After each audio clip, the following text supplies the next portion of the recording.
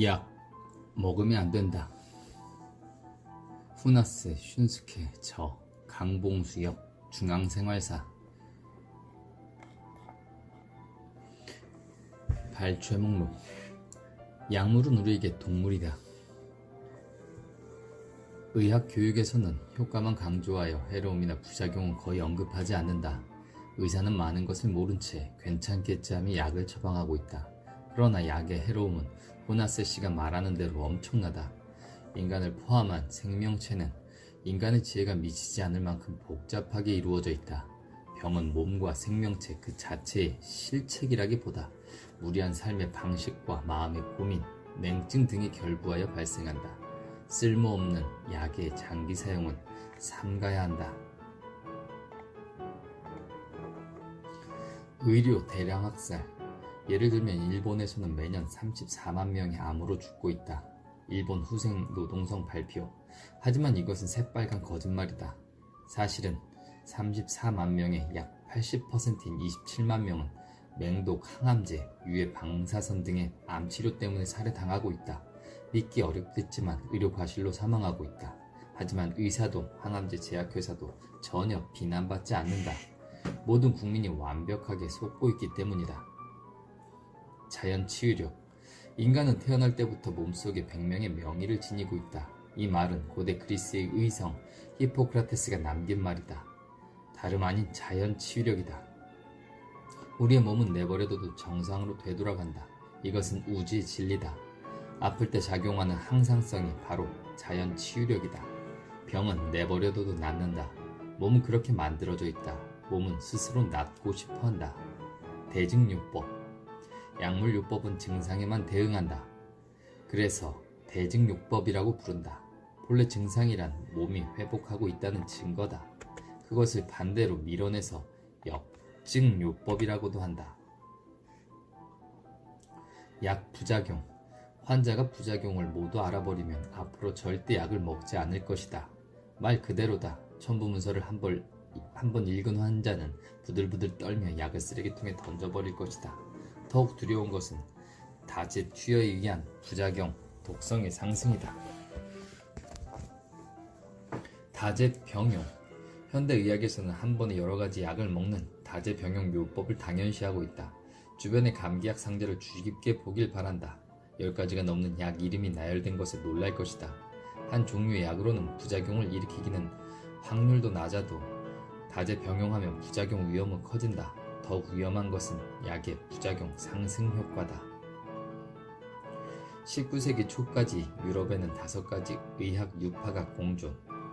1. 자연요법, 식사요법, 허브, 온천요법, 온열요법, 원예요법, 삼림욕 등 자연스러운 상태의 심신을 맡겨 병을 치유한다. 2. 정체요법, 신체의 뒤틀림을 고쳐서 병을 치료한다. 척추교정법, 마사지, 침구, 지압, 요가, 운동요법 등. 3. 심리요법, 명상요법, 호흡요법, 웃음요법, 심리상담, 가라오케, 가성요법, 이미지요법 등 마음의 스트레스와 불안을 제거하고 면역력을 높인다. 4. 동종요법, 이를테면 서양의 한방의료를 말한다. 자연치유력을 강화하기 위해 초급 목석 등 미량의 독성을 가진 것을 시약으로 사용해서 100만 배로 희석하여 투여한다. 약물요법의 확대 계기. 19세기 중엽 산업혁명의 진전과 함께 석유화학공업이 발달했다. 소위 메이저 석유회사가 대두하며 프로이센의 철혈제상 비스마르크가 독일 제국을 통일하여 국가 권력과 서구 권력 그리고 의료 권력이 삼위일체가 되어 약물요법을 추진했다. 약물요법에 따라 국가를 초월한 세계 의료 이권이 독점을 꾀했다. 그들에게 있어 1에서 4의 요법은 방해자이므로 미신, 비과학, 위법이라는 딱지를 붙여 철저하게 탄압, 배척, 추방했다. 이렇게 독일 근대의학은 확립되었다. 이 현상은 서양 열강의 제국주의와 함께 다른 국가에서도 시작되었다. 대외 침략의 기세와 함께 근대의학은 전 세계에 진출하여 의학시장을 제패해갔다. 90%의 만성병. 대체 의료의 실천으로 유명한 쓰루미 다카우미 의사는 현대의학에서 치료할 수 있는 환자는 전체의 10%인 구급 환자뿐입니다. 90%의 만성 환자는 고칠 수 없습니다고 단언한다.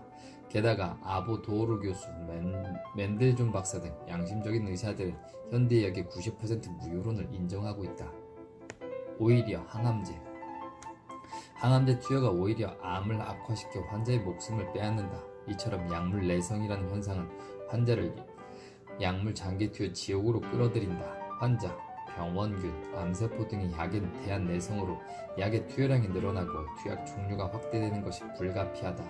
덧붙여 부작용 발생도 기하급수적이다. 즉 환자에게 투입하는 약의 양과 종류가 모두 폭발적으로 증가한다. 실로 환자는 지옥이라면 기업은 극락이다. 유전자를 바꾼다. 약은 도구로 병원체를 공격한다. 균, 바이러스, 암세포는 독을 견뎌 살아남으려고 자기 유전자를 바꾼다. 항생물질의 사용 빈도가 높아지고 어중간한 사용법이 난무함에 따라 내성균은 점점 증가한다. 니혼대학 약학부의 다무라 도요유키 교수의 경고다. 독성이 강한 의약품은 새로운 내성 병원균을 만들어낸다. 그러면 독성이 더 강한 약을 투여했고 그 결과 슈퍼 내성균인 SDR균이 나타났다. 끝이 없다. 이 같은 블랙 코미디가 세계 암치료 현장에서도 일어나고 있다. 대사증후군 사례. 대사증후군 건강진단의 진단 기준은 한마디로 말하면 엉터리다. 예를 들면 고혈압은 1945년 무렵부터 계속 최대 혈압 180 이상이 고혈압의 진단 기준이었지만 대사증후군 건강진단 직전 무려 130까지 내려갔다. 장애물이 낮으면 건강한 사람도 고혈압으로 날조된다. 그러면 의사는 당당히 강압제를 처방할 수 있다. 강압제의 판매는 급증하고 의사도 병원도 제약회사도 막대한 이익을 얻을 수 있다. 업계 리베이트. 일본 전국의 의사들이 치료법 지침서로 삼고 있는 가이드라인을 작성하는 의사들의 약 90%가 이익 당사자인 제약회사로부터 현금을 받고 있었다. 맨델존 박사. 현대의학대학의 신의 정체, 그것은 사신이다 라고 맨델존 박사는 말했다. 앞서 소개한 그의 저서 나는 현대의학을 믿지 않는다 라는 충격적인 책이 있다. 저자는 미국에서 민중을 위한 의사라고 불렸다. 그의 고발은 신랄하고 현대 의료의 폐해를 꿰뚫고 있다. 그리고 맨델존 박사는 이렇게 결론 짓는다. 의사는 실패를 관 속에 묻어버린다. 그것도 영원히. 의사는 태연히 말한다. 환자가 부작용을 모두 알게 되면 약을 절대로 먹지 않는다. 맨델존 박사는 이렇게 결론 내린다. 의사가 지키고 있는 것은 환자 본인이 아니라 환자와의 신뢰 관계이며 더군다나 그 관계는 환자에게 사실을 알리지 않음으로써 성립한다. 의사와 환자의 신뢰 관계는 환자의 맹신에 의존하고 있다. 사망률 고찰. 파업 기간 중 의사와 간호사는 예외적으로 구급 치료만 했다. 즉 만성질환 치료를 중지한 것이 수많은 환자의 생명을 구했다. 이스라엘. 1973년 이스라엘 국내에서 병원 파업을 결행했다. 진찰 환자 수가 하루 6만 5천 명에서 7천 명으로 줄었다. 파업은 한 달간 이어졌다. 기간 중 이스라엘 국내에서 사망률이 반으로 줄었다. 이만큼 사망률이 격감한 것은 20년 전 의사 파업 사태 때 이후 처음이다. 그리고 병원을 재개하자 사망률은 원래대로 돌아갔다. 콜롬비아. 1976년 수도 보고타에서 의사들이 52일간 파업을 돌입했다. 구급 의료 이외에는 일절 치료를 하지 않았다. 파업 기간에 현재의 사망률은 35%나 낮아졌다. 역시 파업 해제로 사망률이 회복되고 있다. 미국 로스앤젤레스. 1976년 미국 서해안의 로스앤젤레스 시에서 의사들이 파업에 돌입했다. 파업 기간 중 수술 건수가 60%나 감소했다. 당시 로스앤젤레스 시의 사망률은 18% 낮아졌다. 의료 현장에 난무하는 부정. 즉 신약의 3분의 2는 사기 임상실험으로 날조된 가짜약이다. 전체 의사의 약 20%가 부정확한 분량을 사용하거나 데이터 내용을 고치는 등 소위 부정행위를 하고 있다. 전체 신약의 약 3분의 1이 실제로는 임상실험을 하지 않는다. 의사의 3분의 1이 진료 기록 카드에 따르지 않는 데이터를 사용하고 있다. 미국 과학성이 인정하는 임상실험의 결과는 전체의 3분의 1에 지나지 않는다. 미국 식품의약품국 조사 보고. 서양의학 정리. 쓰르미 다카후미 의사는 서양 의학이란 검사를 잘하는 의료일 뿐 예방과 건강과는 담을 쌓은 의료다 라고 단언한다. 치료에 사용하는 약은 매우 큰 문제점이 있다. 장기간 투여하면 몸에 해가 일어나는 것들 뿐이라고 말한다. 노인에게 약이란 노인의 숨겨진 사망 원인은 약이다. 노인은 약에서 멀어져라. 다무라 교수의 고발은 충격적이다. 현재 병원의 대기실은 양로원 로비로 착각할 만큼 노인으로 넘쳐나고 있다. 순진하고 소박하게 병원을 숭배하는 노인으로 북적거린다. 잠언 우주 자체가 신이므로 현상의 모두가 신의 마음이다. 젊은이에게는 자연이라는 말을 사용하는 편이 알기 쉬울지도 모르겠군. 자네는 살아있는 게 아니라 삶을 부여받은 것이라네. 자연치유 손상된 위 점막을 회복시키고 정상적인 상태로 조절하는 것은 결코 약이 아니라 인체가 가진 자연 치유력이다. 예를 들면 잘못하여 손을 베었다고 치자 상처는 차츰 회복되어 피부는 정상으로 돌아간다. 그리고 흉터도 눈에 띄지 않을 만큼 피부 표면은 원상태로 돌아간다. 이 기적을 행할 수 있는 것은 인체가 가진 치유력밖에 없다. 자연치유력을 통해 거칠어져 손상된 위점막을 복원시키고 정상적인 상태로 조절하기 위해서는 어떻게 해야 할까? 위장약을 먹는다? 그렇지 않다. 약 복용을 멈추고 위를 쉬게 한다. 단지 그것만으로도 위 점막은 급속히 복원되어 원래대로 돌아간다. 위를 정상적으로 만드는 것은 효능을 강조한 약성분이 아니라 자연치유력이다.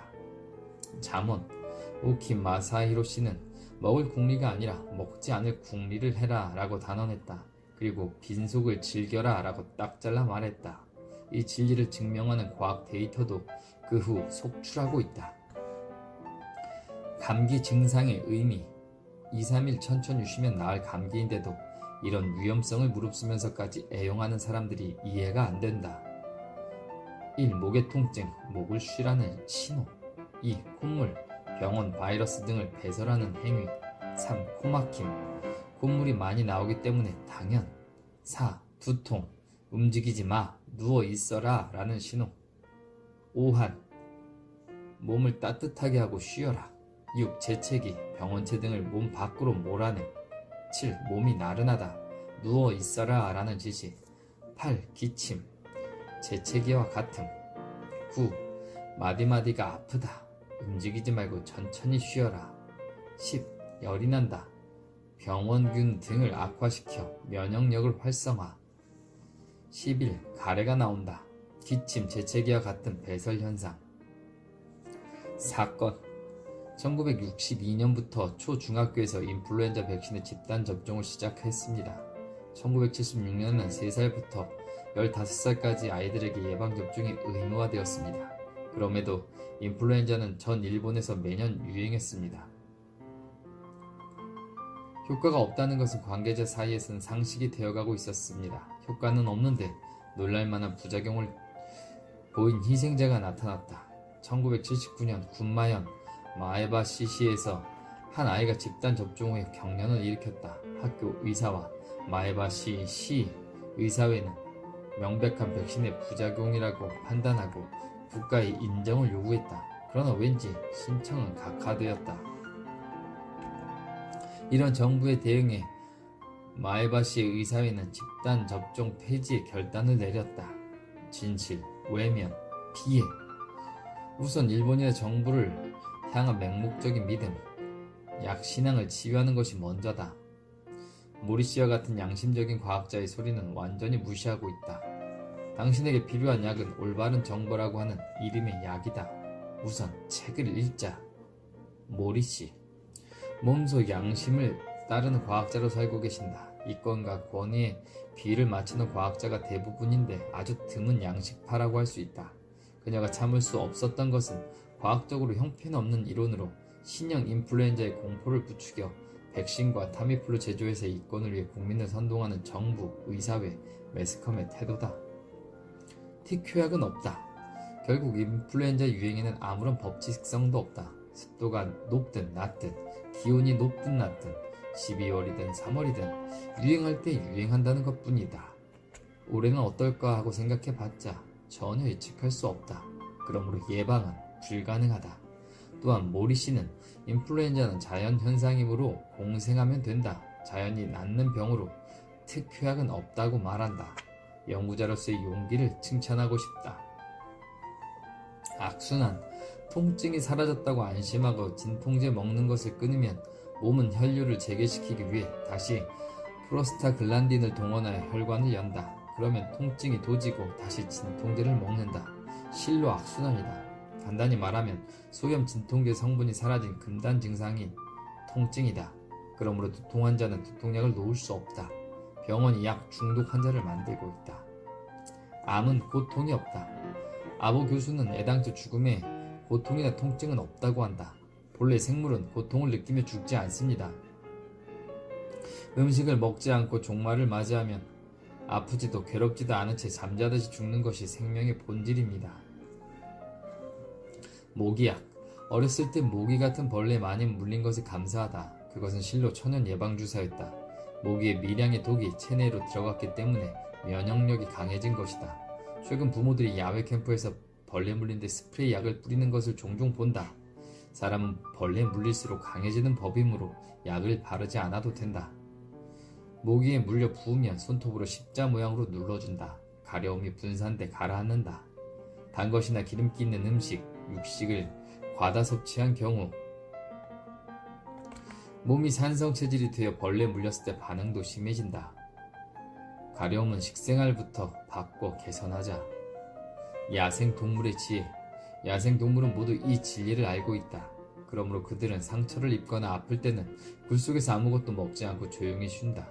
쉰다는 것은 신체와 함께 소화기계도 쉬는 것이다. 인간이 하루 3끼를 먹으면 그것을 소화 흡수하는 에너지는 정식 마라톤을 달리는 것만큼 방대하다. 먹지 않고 단식하면 소화 흡수된 에너지는 모두 치유와 배독 에너지로 이동한다. 단식으로 면역력이 몇 배, 몇십 배로 뛰어오른다. 자연치유력은 음식을 중단하면 최대로 능력을 발휘한다. 야생동물은 모두 그 진리를 알고 있다. 만물의 영장인 호모 사피엔스만이 당연한 진실을 모른다. 의사나 간호사는 잘 먹지 않으면 병은 낫지 않아요 라고 환자의 입에 음식을 억지로 밀어 넣는다. 편두통. 의학계에서는 편두통의 원인을 모른다고 하니 기가 막힌다. 두통약은 통증의 원인을 치유하는 것이 아니다.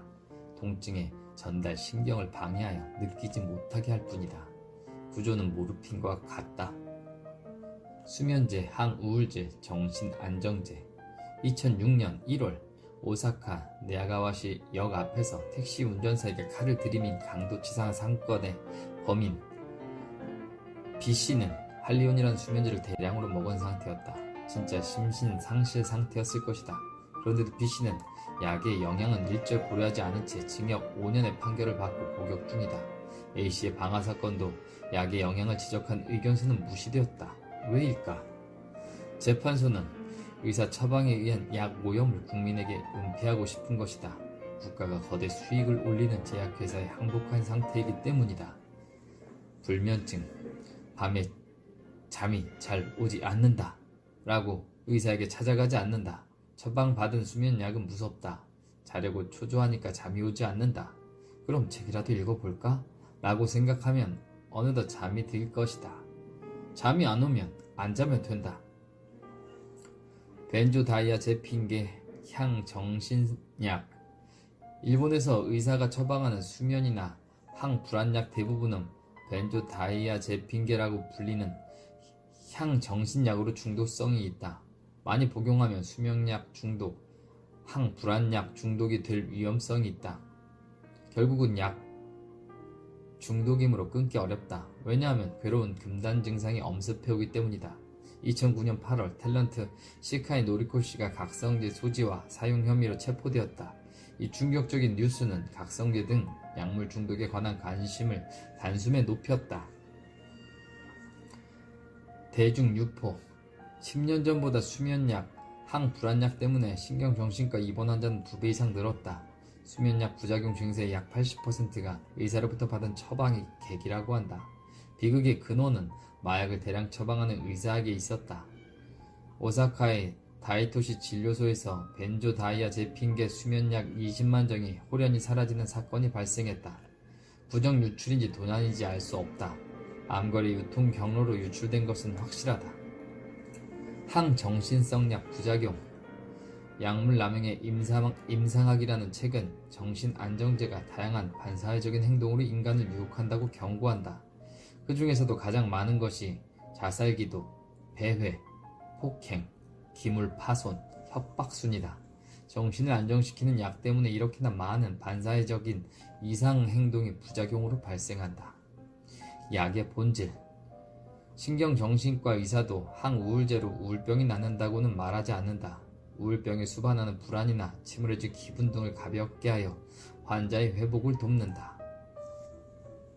SSRI, SNRI 제3세대라고 부르는 항우울제다.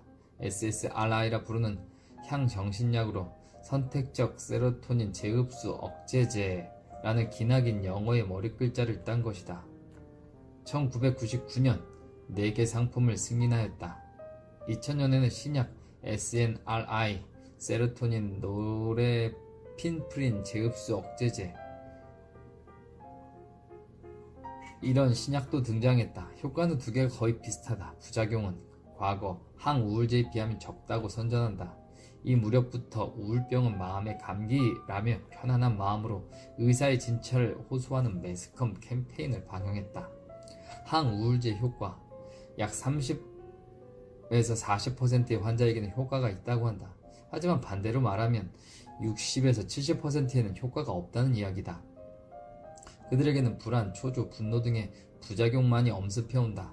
환자에게도 고통이다. 그래서 고통스러운지 중지해달라고 의사에게 부탁한다. 그러면 대답은 단호히 노다. 복용 중에 갑자기 끊으면 구토, 현기증, 휘청거림이라는 중단 증후군의 증상이 나타난다. 대화요법은 어떤 약물보다 우울병에 회복 효과가 있다고 한다.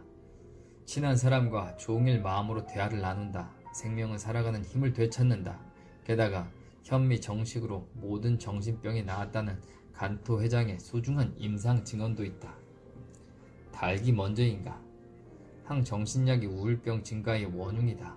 항정신약의 매상과 마음의 병 증가는 비례하는 것이 그 증거이다. 팍실. 팍실은 대표적인 우울병약이다. 복용 중인 환자 수는 일본 국내에서만 무려 123만 명에 이른다. 일본에서 2000년부터 판매를 시작하여 2006년에는 매상이 약 560억엔으로 항우울제 시장의 25%를 차지하는 인기 제품으로 항우울제의 대명사가 되었다.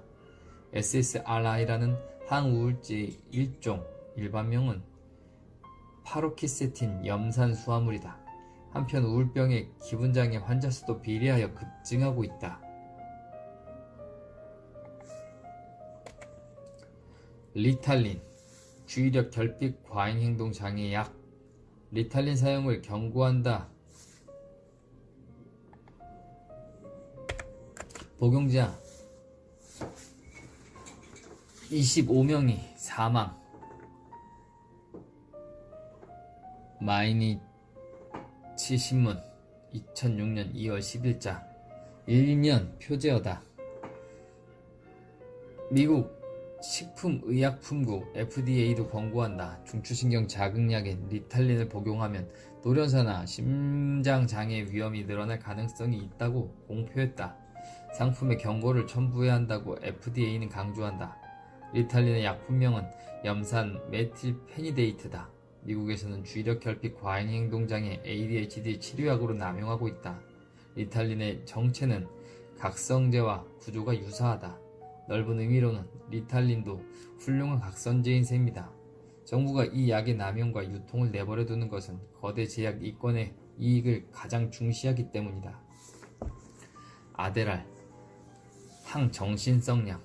이 약을 먹고 미국에서는 24명이 돌연사했다. 캐나다에서는 2005년 복용 환자 중 20명이 갑자기 사망하여 판매 일시 정지 조치를 내렸다.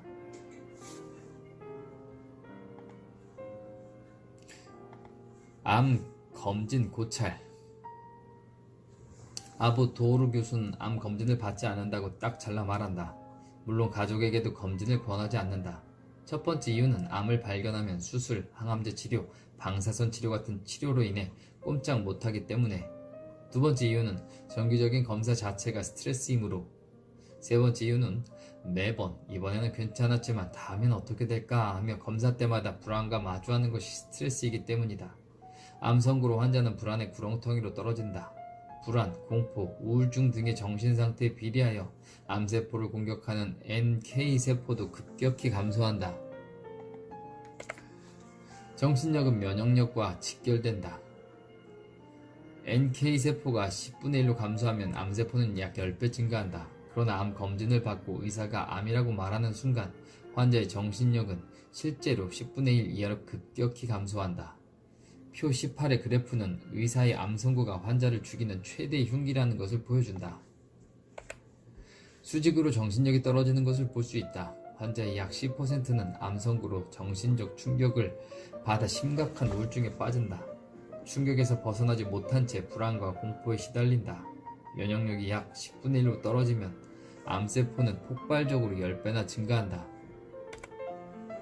의사의 암 선고는 사형 선고다. 당신이 암이에요. 암은 낫지 않아요. 앞으로 며칠 안 남았어요. 이런 말을 듣고도 태어날 수 있는 사람이 몇이나 될까? 자신의 상태는 스스로 확인하자. 아침에 상쾌하게 일어나고 몸이 가볍고 식사가 맛있고 나쁜 꿈을 꾸지 않고 호흡이 깊고 매사에 감사하고 감동한다면 당신은 건강하다. 암치료. 노보리 마키오 의사는 나이가 들면 죽은 노인을 해부하며 80% 이상의 시체에서 암을 발견하지만 사망 원인이 암은 아니었습니다 라고 증언한다.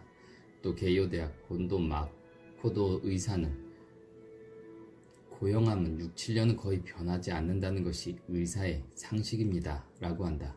15명의 위암 환자를 관찰한 결과 종양이 2배가 되는데 걸린 시간은 길게는 8년 7개월이었다고 한다. 현대의 암치료는 항암제의 맹독성, 방사선의 강한 유해성, 필요없는 수술로 암 환자의 80%를 죽이고 있다. 매년 사망하는 암 환자 34만 명 중 27만 명은 암이 아닌 암치료 중 발생한 의료 과실로 사망한다. 틀림없는 업무상 과실치사죄로 형법 범죄이지만 한 해 27만 명을 살해한 의사 중 구속되는 사람은 아무도 없다. 나치의 대학살을 능가하는 학살을 밥 먹듯 하는데도 경찰은 꿈쩍도 하지 않는다. 그들 또한 암 마피아의 일원으로 간주할 수 있다. 상상. 암 선고를 아래처럼 한다면 환자는 안도하며 웃는 얼굴로 대답할 것이다. 암세포를 발견했지만 걱정할 필요는 없어요. 인간은 갓난아기부터 노인까지 누구나 매일 평균 5,000개나 되는 암세포가 생기니까요. 건강한 사람이라도 몸속에 수백만에서 수억 개의 암세포를 가진 것이 정상이에요.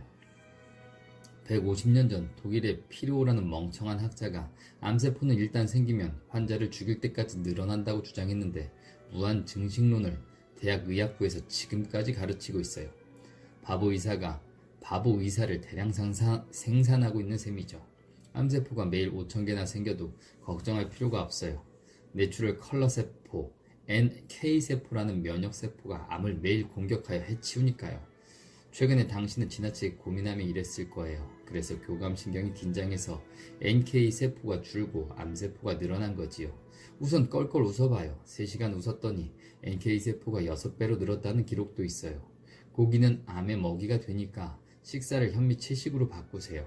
운동이나 목욕으로 몸을 따뜻하게 하는 것도 좋아요. 이 3가지만 열심히 해도 암은 사라집니다. 그러나 이런 사실을 알려줄 정직한 의사는 없다. 약의 병용. 다른 항암제와 함께 사용하라는 것은 이것만으로는 효과가 없다고 고백하는 것과 같다. 임상실험. 1980년대 후반 미국 동부 20개의 대학과 의료기관이 참가한 대대적인 항암제 효능에 관한 실험 보고가 있다. 미국 역사상 최대 규모의 항암제 실증 시험이라고 해도 좋다. 폐암 환자 743명, 전원 4기 인원을 대상으로 다음과 같이 4그룹으로 분류해서 항암제를 투여한 후 관찰했다. 1번 3종류, 2번 2종류, 3번 1종류 A, 4번 1종류 B.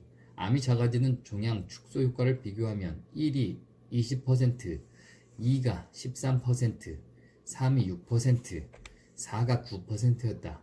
기존의 항암제 치료 입장에서는 과잉 투여할수록 효과가 올라간다고 생각할 것이다. 그러나 이 리포트는 충격적인 사실을 연구자에게 알려줬다. 생존 기간을 비교했을 때는 항암제를 과잉 투여한 1그룹의 생존 기간이 가장 짧았다. 가장 오래 산 것은 3과 4의 한 가지 종류만 투여한 그룹이었다. 1과 2 그룹에서는 투여를 시작한 지 불과 몇 주일 사이에 사망 환자가 잇따라 발생했다. 환자를 사망시킨 부작용 발생은 복수 투여군이 단독 투여군보다 7배에서 10배나 높았다. 부정적 의사 행태. 불도저의 운전 방법도 모른 채 폭주하는 것과 같다. 통행인을 치어 죽이고 나서야 겨우 엑셀의 위치를 학습한다. 제약회사가 첨부 문서에 항암제 부작용을 열거해도 담당 의사는 모른다. 의료 황폐의 현실이 여기에도 있다. 의약품의 위기 회피 설명서인 첨부문서를 담당 의사가 보지도 않는다. 중대한 부작용이 나타나면 투약, 중지, 적절한 조치 등을 하라고 지시해도 의사는 전혀 알지 못한다는 믿기 어려운 의료 현장의 현실이다. 고혈압 기준 변경. 고혈압증의 경우 진단 기준은 최대 혈압이 180이었다. 노인이 고혈압이라고 하면 180 이상이라는 의미였다. 그러나 이상한 사태가 일어났다. 2000년 갑자기 고혈압의 기준이 170으로 내려가더니 2004년에는 140으로 내려가고 2008년 대사증후 건강 진단 기준에서는 무려 130까지 내려갔다. 혈압약 종류 1. 칼슘 브로커 혈관 확장제. 가장 대중적인 혈압 강화제다. 칼슘은 동맥을 수축시키는 작용이 있다. 따라서 칼슘 공급을 억제하면 혈관은 확장되고 혈압은 내려간다. 이 점을 이용한 약이다. 엔지오텐신2 에이스 억제제. 최근 몇 년간 혈압 강화제의 주류가 되어가고 있다. 에이스라는 효소가 혈압 상승 호르몬 엔지오텐신2를 생성한다. 따라서 효소 에이스를 중지하면 혈압 상승 호르몬도 생기지 않고 혈압이 내려가는 메커니즘을 이용한 약이다. 3. 염분 조절 이뇨제. 소변으로 수분을 대량 배출하여 혈압을 낮춘다. 염분을 많이 섭취하면 염분 농도를 일정하게 유지하기 위해 혈액 중에 수분이 많아져 그만큼 혈압이 올라간다. 이와는 반대로 체내의 수분과 염분을 다량으로 체외에 배설하면 혈압이 내려간다. 따라서 이뇨제는 혈압 강화제로 사용할 수 있다. 4. 아드레날린 AB 블로커의 2종. 혈압을 올리는 호르몬을 억제한다. 혈압 강화제 부작용 바람. 혈액이 도착해야 할 곳에 도착하지 않기 때문에 원래 약한 장기가 해를 입는다. 혈압 강화제가 가장 무서운 것은 혈액순환 장애로 마지막에는 바람의 원인이 되는 것이다. 혈압 강화제 효과. 하이트라신의 첨부 문서를 보고 실망했다. 혈압 강화제의 유효율은 1. 본태성 고혈압은 64.8%, 즉 3명의 1명은 무효. 2. 신성 고혈압은 52.6%, 2명의 1명은 혈압 강화제를 먹어도 전혀 효과가 없다. 하지만 부작용의 위험은 많다. 채식주의자의 혈압은 정상이다. 육식을 끊으면 고혈압은 해결된다. 웃으면 심박수가 안정된다. 스트레스 물질도 마찬가지다. 웃음도 역시 고혈압을 내린다. 활기찬 채식주의자가 되자. 그러면 위험한 혈압 강화제는 필요 없어진다. 콜레스테롤 고찰. 그냥 두면 건강하고 활기차게 일을 할 수 있는 사원에게 고지혈증이라는 병명을 붙여 화학약물 콜레스테롤 저하제를 투여한다. 콜레스테롤 수치가 220에서 180, 150으로 낮아져도 계속 투약해서 기력이 딸려 회사 업무와 업무 능률이 떨어진다. 내가 투약을 중지하라고 조언을 했더니 콜레스테롤 수치가 150에서 220으로 올라가 기운을 회복했다. 혈당 고찰. 혈당 강화제를 의사로부터 처방받은 당신에게는 무서운 말로가 기다리고 있다. 메스꺼움, 구토, 이상한 행동, 혈전으로 말미암은 실명, 손발이 썩는 궤적, 그리고 마지막에는 암이 기다리고 있다. 이것은 협박이 아니라 혈당 강화제를 제조한 제약회사가 주의사항으로 의사와 약사에게 경고하는 내용이다. 이 약의 부작용은 30가지 이상이다. 당뇨병의 치료약으로 개발한 약에는 1. 혈당 강화제, 2. 혈당 흡수 억제제, 3. 인슐린 저항 개선제, 4. 인슐린 주사 등이 있다. 그런데 당뇨병의 원인은 지극히 간단하다. 과식과 스트레스다. 포식하면 혈당치가 당연히 올라간다. 그럼 왜 스트레스로 혈당치가 올라가는 걸까? 사람의 몸은 스트레스를 외부로부터의 공격이라고 인식한다. 그래서 몸은 반격 준비를 한다. 공격 시 근육에 에너지가 필요하므로 아드레날린은 분비하여 혈당치를 높인다. 스트레스도 당뇨병의 중요한 원인이 된다. 야생 눈물을 본받자. 저혈당 메커니즘. 저혈당증이란 혈당치가 극단적으로 내려간 상태를 말한다. 증상은 불안감, 허기, 두근거림, 암색 창백, 빠른 맥, 땀, 떨림, 두통, 시력 감퇴, 사물이 이중으로 보이는 복시, 경련, 혼수다. 그리고 이상한 행동, 충동적인 폭력을 쓴다. 미국 교도소 수감자의 약 80%는 저혈당증이었다는 보고도 있다. 저혈당증이 있으면 화가 갑자기 치밀고 몹시 흥분한다. 혈당 강화제를 투여하면 최종적으로 환자가 몹시 흥분한다. 이 메커니즘은 다음과 같다. 혈당 강화제, 혈당치 억제, 저혈당증, 아드레날린 분비, 분노, 불안, 충동, 이상행동. 아드레날린은 공격의 호르몬이라는 별명을 갖고 있다. 적을 공격하기 위한 혈당치, 맥박, 혈압을 올리는 작용이 있어 충격적인 폭력이나 자살 등과 직접 연결된다. 혈당을 낮추는 약 때문에 폭력을 행사하거나 자살로 치닫는 경우도 있다. 아토피의 가장 큰 원인은 설탕, 고기, 기름, 우유, 과식 등의 편식이다. 추가 원인으로는 유독 화학물질로 인한 세집 증후군과 반복되는 정신적 스트레스에 의한 교감신경의 긴장 등이 있다.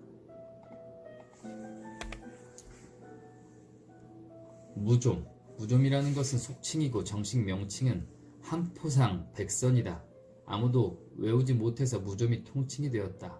백선균이라는 곰팡이에 감염되어 생기는 발밑 부분의 피부병이다. 이 균은 발가락 밑이나 사이, 발바닥의 장신 등에 나타난다. 무좀으로 고민하는 사람은 우선 백선균을 널리 퍼뜨린 자신의 면역력 저하에 대해 알아야 한다.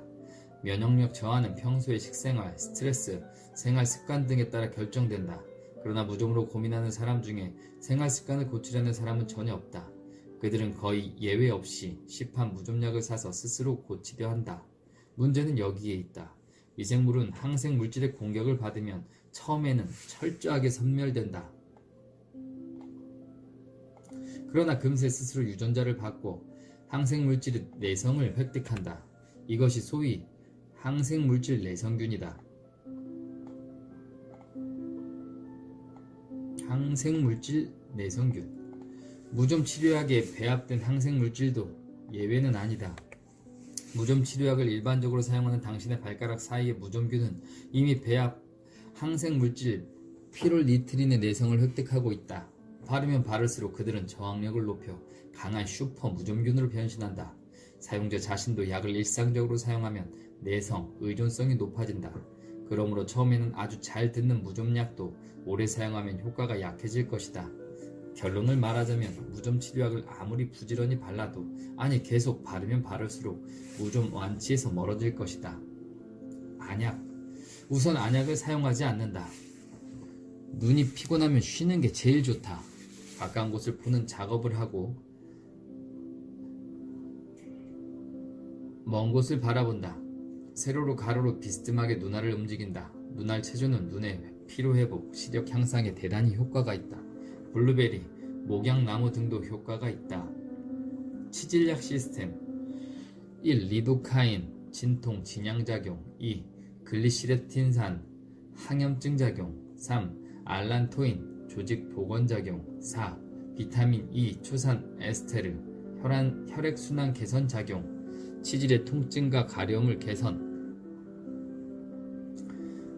치질 치료. 우선 치질약을 끊는다. 금단 증상을 참고 벗어난다.